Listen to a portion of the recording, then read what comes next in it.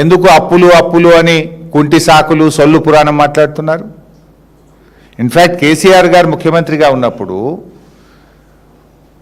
Economy slow down అయింది పెద్ద నోట్ల రద్దుతోని.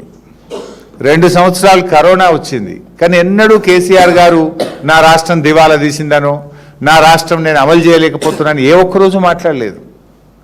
ఎన్నికల్లో హామీ ఇవ్వకపోయినా, కరోనా వచ్చినా ప్రతి సంవత్సరం ప్రతి పంటకు క్రమం తప్పకుండా రైతు బంధు ఇచ్చిండ్రు కేసీఆర్. కళ్యాణ లక్ష్మి ఇచ్చిండ్రు, కేసీఆర్ కిట్ ఇచ్చిండ్రు. 200 పెన్షన్ 2000 చేస్తా అంటే ప్రభుత్వం వచ్చిన మొదటి నెలలోనే 2000 రూపాయలు పెన్షన్ చేసి కేసీఆర్ గారు ఇచ్చిండ్రు. కేసీఆర్ గారు ఎప్పుడు కూడా ఇట్లా అప్పులనో, కరోనానో, పెద్ద నోట్ల రద్దనో మీలాగా కుంటి సాకులు బీఆర్ఎస్ ప్రభుత్వం ఎన్నడూ చెప్పలేదు. మీకు చేతగాక, పరిపాలన రాక, మీ ముఖ్యమంత్రి ఏమో చెప్పులు ఎత్తుకపోయేటోళ్ళు లెక్క చూస్తున్నారని మీ ముఖ్యమంత్రి, అప్పులని నువ్వు, మీరందరూ కలిసి మీ అసమర్థత, మీ చేతగాని ప్రభుత్వం అని, మీకు దక్షత లేదు అని ఇవాళ మీకు మీరే చెప్పుకుంటా ఉన్నారు. నిజాయితీగా ఉంటే నేనేమంటున్నా అంటే, మీకు నిజాయితీ ఉంటే ఈ సమస్య వచ్చేదే కాదు. ఎన్నికల సమయంలోనేమో అన్నీ చేస్తాము, తప్పకుండా చేస్తాం, ప్రజలు నమ్ముతలేరని బాండ్ పేపర్లు పంచారు.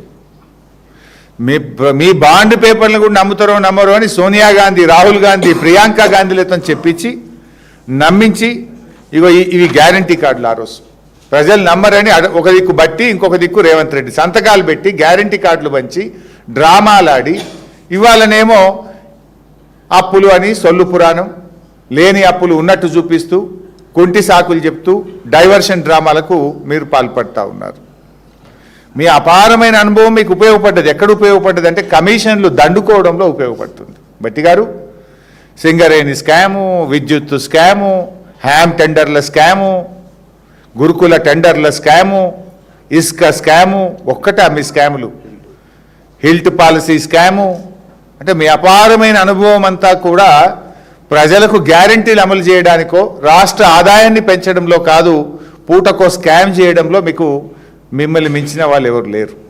అందుకు మాత్రం మీకు ఉపయోగపడతా ఉంది. ఇక అప్పుల విషయానికి వద్దాం.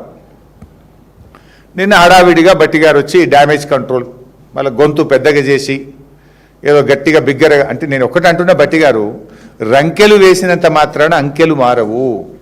అంకెల్ ఈజ్ ఆల్వేస్ స్టాండర్డ్.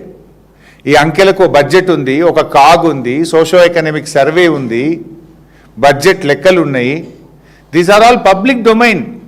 మీరు కోపానికి వచ్చుడో, ఆగ్రహంగా మాట్లాడతానో, ఊగిపోతానో లెక్కలు మారుతాయా? మారవు కదా. మీరు ఫైనాన్స్ మినిస్టర్ అయ్యి ఉండి ఒక బాధ్యతాయుతమైన రాజ్యాంగబద్ధమైన పదవిలో ఉండి కూడా తప్పులు మాట్లాడొచ్చునా, అబద్ధాలు మాట్లాడొచ్చునా నేను